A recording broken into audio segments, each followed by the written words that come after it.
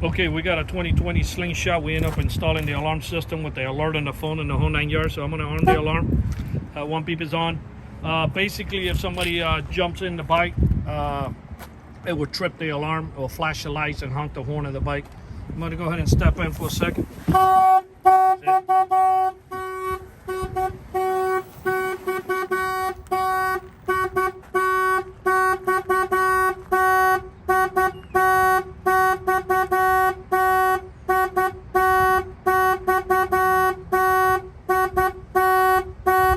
Banging around the bike, it will fire off.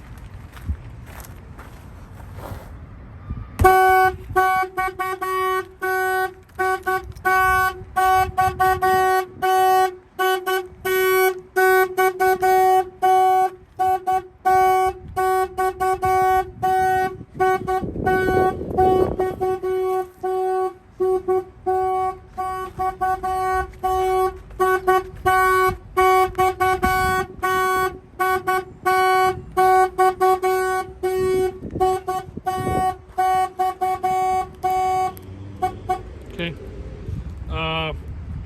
And then, yeah, and basically if somebody tries to jump in,